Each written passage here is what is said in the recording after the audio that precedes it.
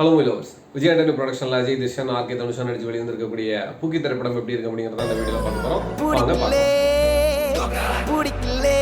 இந்த படத்தோட கதை ஆல்மோஸ்ட் எல்லாருமே வந்துட்டு விஜய் ஆண்டனி யூடியூப் சேனலில் டெஃபினட்டாக பார்த்துருப்பீங்க. எஸ், இந்த படத்தோட கதை என்னன்னு வந்து பார்த்தீங்க அப்படின்னா, ஹீரோயின் வந்துட்டு பிரேக்கப் பண்ணி பிரிஞ்சிருந்தாங்க.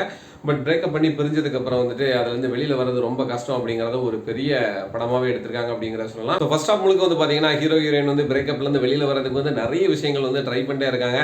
அது வந்து நமக்கு பார்க்கறதுக்கு தெரியாதனமா படத்தில் வந்து உட்காந்துடும் அப்படிங்கிற மாதிரி தான் நமக்கு தோணுது. அது போக வந்து பார்த்தீங்கன்னா பேக்ரவுண்டில் பூக்கி இப்படின்னே வந்துட்டு ஒரு பேக்ரவுண்ட் வாய்ஸ் வந்துகிட்டு இருக்கு. சாரிங்க, தெரியாம அந்த படத்துக்கு வந்து விட்டுருங்க, ஆளை விட்டுருங்க அப்படின்னு சொல்ற அளவுக்கு தான் அந்த பேக்ரவுண்ட் வாய்ஸ் வரும்போதெல்லாம் நமக்கு வந்து தோணுச்சு. ஃபர்ஸ்ட் ஆஃப் தான் இப்படி போகுது, இன்டர்வலுக்கு அப்புறமாச்சு ஏதாவது டிஃபரெண்டா எடுத்து வைப்பாங்க அப்படின்னு சொல்லி பார்த்தா இன்டர்வலுக்கு அப்புறம் படம் வந்துட்டு அதை விட ரொம்ப மோசமாக தான் போயிட்டு இருக்கு.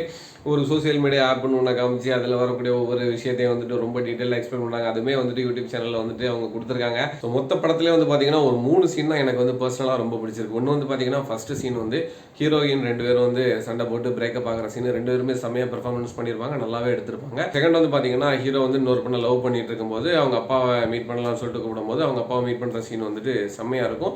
அந்த பொண்ணோட அப்பா வரக்கூடியவரும் வந்துட்டு செம்மையா பெர்ஃபார்மன்ஸ் பண்ணியிருக்காரு. தேர்ட் சீன் வந்து பார்த்தீங்க அப்படின்னா ஹீரோ வந்துட்டு அவங்க அப்பாக்காக வீடு வாங்கி கொடுக்கலாம்னு சொல்லி முடிவெடுத்து பாண்டியராஜனை வந்துட்டு அந்த வீட்டுக்குள்ளே கூட்டு போகும்போது வந்து பார்த்தீங்கன்னா பாண்டியராஜனோட பெர்ஃபார்மன்ஸ் வந்துட்டு சும்மா அடித்தூள் அப்படிங்கிற லெவலில் இருக்கும். ஸோ மொத்தமாகவே படத்தில் வந்து பார்த்தீங்கன்னா அந்த 3 சீன் மட்டும் தான் எனக்கு வந்து பர்சனலாக பிடிச்சிருக்கு. அண்ட் அது போக வந்து பார்த்தீங்கன்னா இந்த மூவியில் வந்துட்டு டாக் பூனை இதெல்லாம் வந்து பேசுகிற மாதிரியும் அந்த வாய்ஸ் ஓவர் வந்து ஹீரோவுக்கு மட்டும் கேட்குற மாதிரியும் வந்துட்டு ஒரு ஃபன்னாக நிறைய விஷயங்கள் வந்து ட்ரை பண்ணியிருக்காங்க.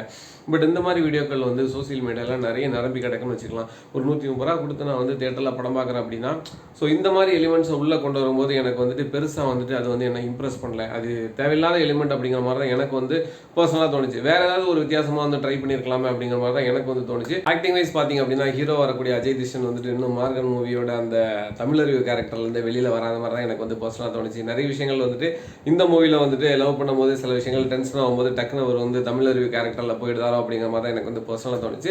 அதர்வைஸ் பார்த்தீங்கன்னா இவரோட பெர்ஃபார்மன்ஸ் வந்துட்டு செம்மையாக இருக்கு. அண்ட் இந்த மூவியில் ஹீரோயினாக நடிச்சு ஆர்கே தனுஷோட நடிப்பு வந்துட்டு வேற லெவல் பெர்ஃபார்மன்ஸுங்க. லவ் சீன் ஆகட்டும் அண்ட் லவ் பிரேக்கப் ஆனதுக்கப்புறம் நடிக்கக்கூடிய ஒவ்வொரு போர்ஷன் ஆகட்டும் அண்ட் ஆன்மீகத்தில் போகிறதுக்கு ட்ரை பண்ணிட்டு இருக்கக்கூடிய அந்த சீன்ஸ் ஆகட்டும், அதுக்கப்புறம் வந்துட்டு கோவம் வரக்கூடிய சீன்ஸ் ஆகட்டும், இப்படி எல்லா சீன்ஸ்லேயும் வந்து பார்த்தீங்க அப்படின்னா வேற லெவலில் பெர்ஃபார்மன்ஸ் கொடுத்துருக்காங்க. என்ன கேட்டிங்க அப்படின்னா இந்த மூவியோட பெஸ்ட் பெர்ஃபார்மன்ஸ் யாரும் கொடுக்கலாம் அப்படின்னு சொல்லி கேட்டிங்கன்னா டெஃபினட்டாக அந்த படத்தோட ஹீரோயினுக்கு தான் கொடுக்கலாம் அப்படிங்கிற மாதிரி தான் நான் பர்சனலி சொல்லுவேன். இவங்க 2 பேரையும் தாண்டி வந்து பார்த்தீங்க அப்படின்னா ஹீரோ அப்பா வரக்கூடிய பாண்டியராஜன் சார், அதுக்கப்புறம் வந்துட்டு ஹீரோயின் பாட்டியாக வரக்கூடிய ஒரு கேரக்டர், அது போக வந்துட்டு ஆன்மீக குருவாக வரக்கூடிய சுனில் கேரக்டர். அந்த சுனில் கேரக்டர்லாம் வந்து பார்த்தீங்க அப்படின்னா ஒரு பர்டிகுலர் சீனில் வந்துட்டு ரொம்ப கோபமாக இருப்பாப்ல ஹீரோயின் மேலே.